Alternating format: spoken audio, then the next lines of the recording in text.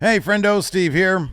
And Larson. And we have some unfortunate news coming from WWE, as was pretty much expected, given the Endeavor deal and just the regular business practices of WWE. WWE has released so far today, as of 9:37 a.m. Pacific time, Dolph Ziggler, Shelton Benjamin, Elias, Emma, Mustafa Ali, Rick Boogs, Aaliyah, and Top Dollar. Yes, 9 in total. Thus far, hopefully, no one else. This happens on the same day that WWE announced they had agreed to a 1.4 billion, so with a B, dollar deal to bring Smackdown back to the USA Network. We're going to talk about that more later. And Mustafa Ali, who was scheduled to face Dom Mysterio at NXT No Mercy in like a week and a half on September 30th for the North American title, tweeted this morning that he was no longer with the company. And then shortly thereafter, Emma, who like just minutes before had tweeted out a promotion for Elimination Chamber, which has taken place in Perth, Australia. I think she said something about dreams come true because she's from Australia. Right, yeah. Obviously excited that there's a huge WWE show happening in Australia. Yeah. Minutes later, tweeted out that she was no longer with the company. And yeah, as you mentioned, after that, Boogs, Aaliyah, Riddick Moss, Elias, Top Dollar, Shelton Benjamin, and Dolph Ziggler. I always thought Dolph was going to be like a lifer with WWE. Did I mention career wrapped up? Did we mention Riddick Moss as well? I just did. Yeah. Oh, okay, sorry. I always kind of thought Dolph would wrestle, and then maybe he'd transition into like a producer agent type role. Because you'd think his wrestling mind you'd want to have in the company. Yeah, I mean, given that he's been in WWE since like what 20? I think he's been in the company for 18 years. My God, is that long? Wow. I think so. Wow. Yeah, you'd think that somebody who's been in the system that long would be somebody useful backstage. Yeah. We don't know like what his like if that was offered to him or whatever. It sucks. When these rounds of releases happen, it sucks. There's a lot of immensely talented people here that lost their jobs, and we hope the absolute best for them all. Hopefully they all land on their feet.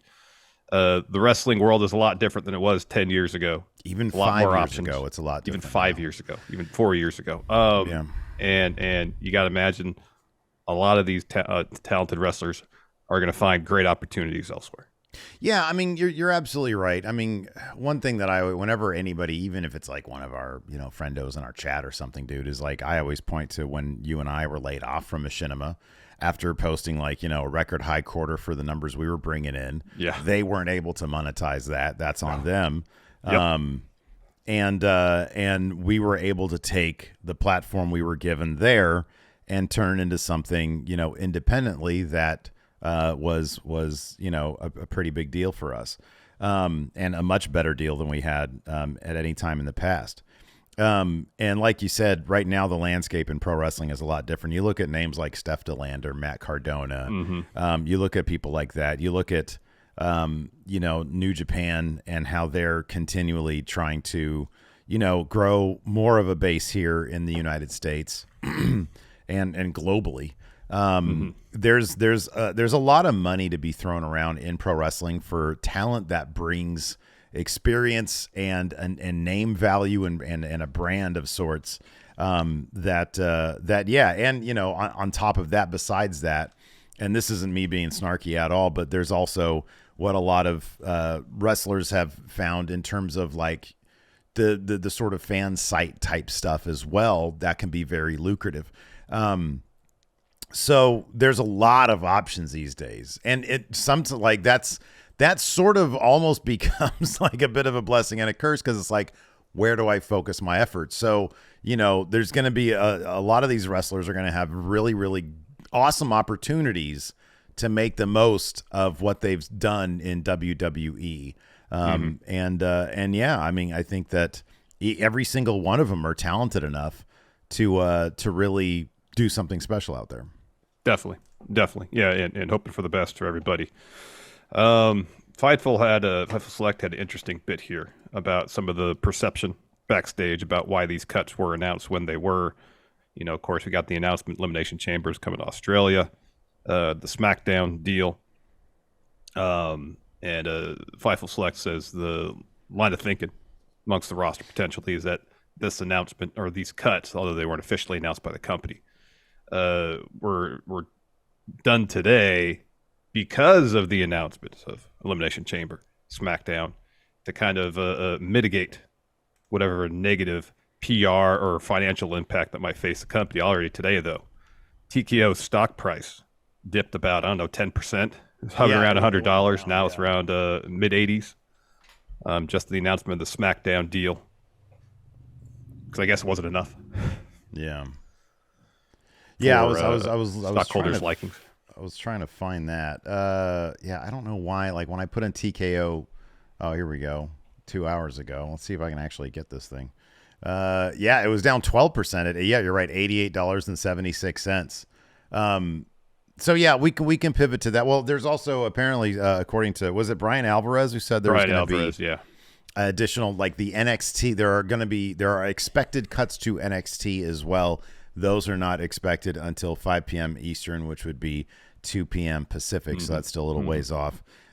So, it depending on how that all plays out, we might be back with another news brief later on tonight, because later on today, we've got our AEW review. Yeah. So we can pivot to SmackDown. Yeah, and it's moving. It's moving channels, networks. Yeah. So what's the deal with that? What's going on?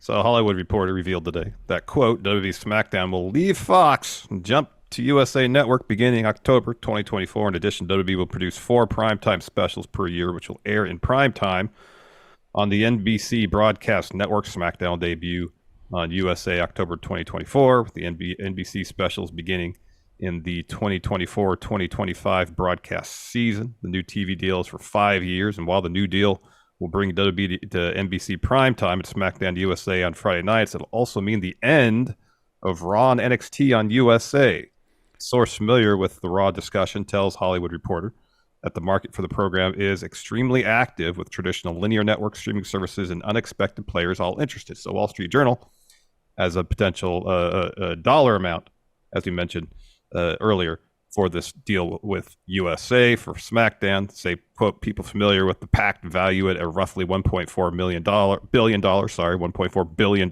which is about a 40% increase over the deal WWE had with Fox.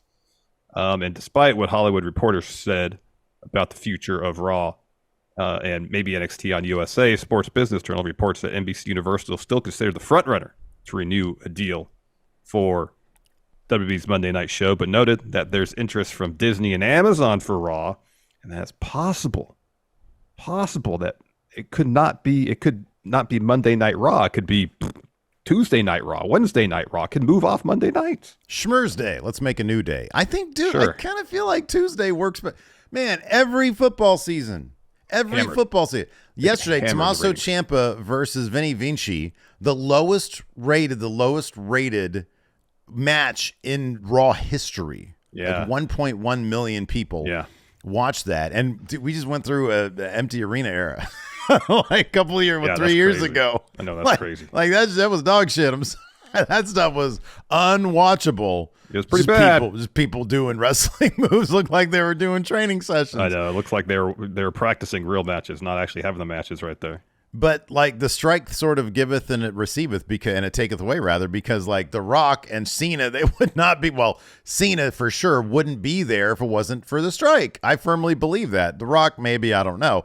But, I think The Rock would have like 5 other things going on if the strike wasn't happening. Okay, but the thing is, if he was just in town on SmackDown, if SmackDown's a one-off, is my point. If he comes back for WrestleMania and the strike's still going on, you're absolutely right. Obviously, yeah. But no, Cena for sure is because of the strike. Yeah. But the strike has also led this, Monday Night Football to be, on ABC back-to-back games or whatever it is, and so, it's always been tough. Competing with Monday Night Football is tough business, and they always see a downturn. I'm kind of surprised that I understand it's tradition, but man, these days with media, you cannot stick to tradition like Monday Night Football can.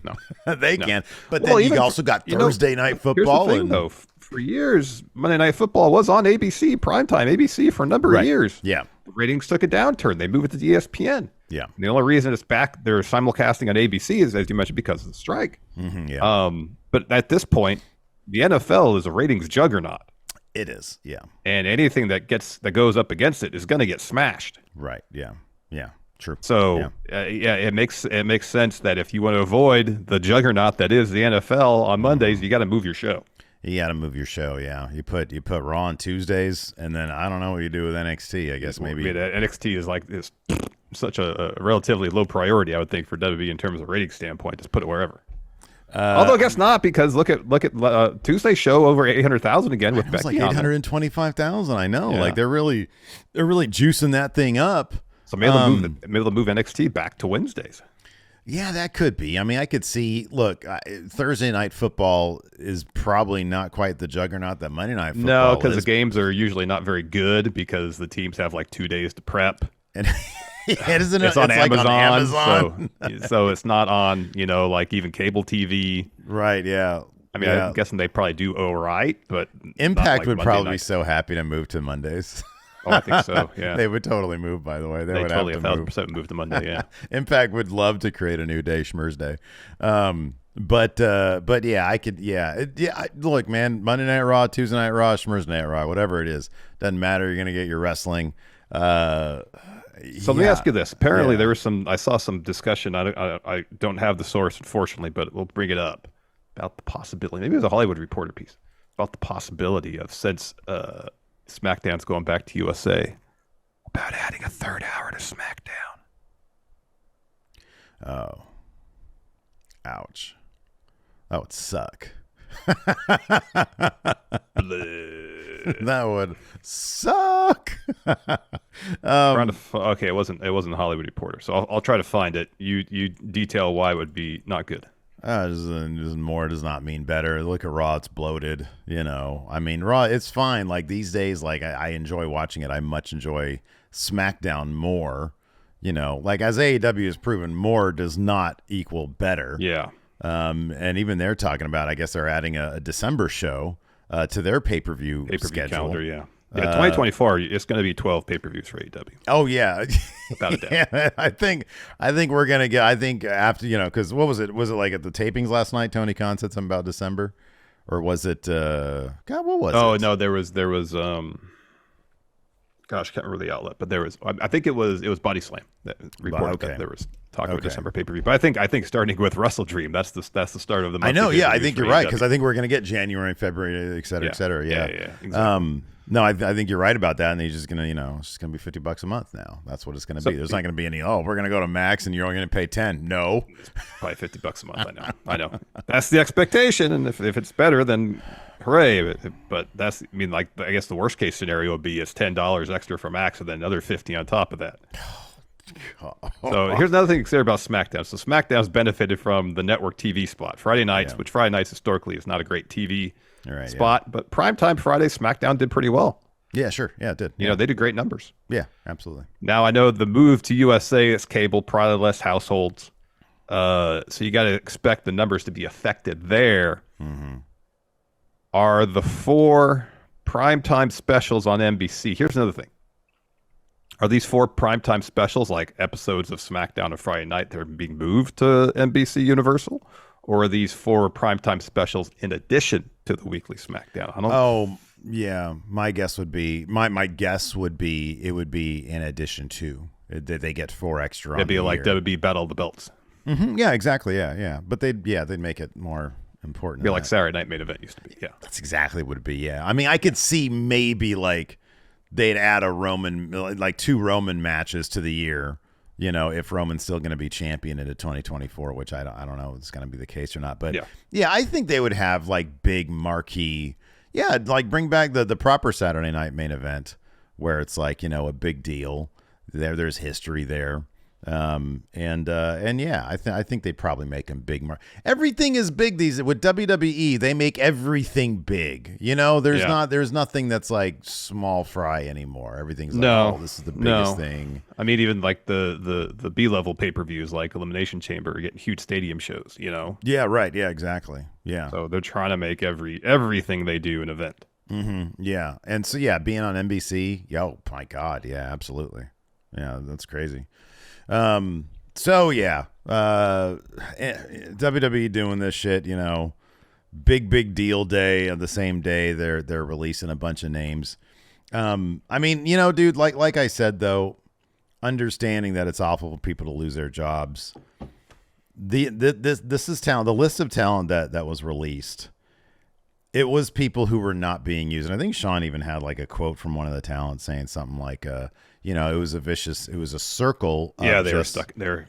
They were stuck and they weren't being booked. Well, you're not getting opportunity. They're not giving opportunities and you can't do anything about that. Like you can only run with the ball when you get it.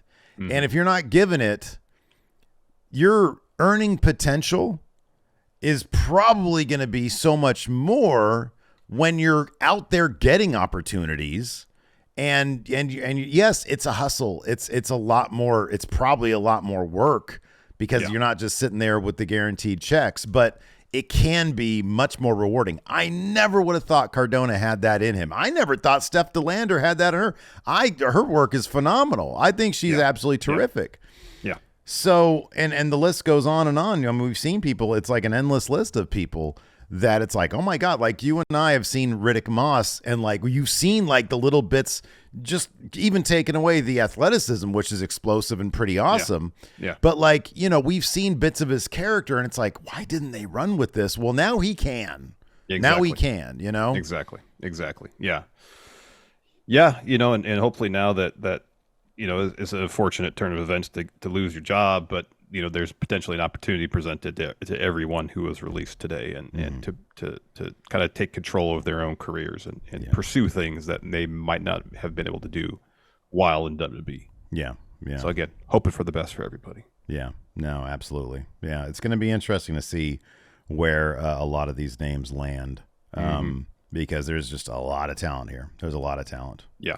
So, anyways, later on today, in just a little bit, actually, we've got our AEW Grand Slam review with a couple of new champions, including a surprising one with a interesting situation. Talking about Jon Moxley. Yeah. So, we'll talk about that in a little bit. Thanks, everybody, for tuning in. Appreciate it. We'll see you probably throughout the day. Goodbye, everybody.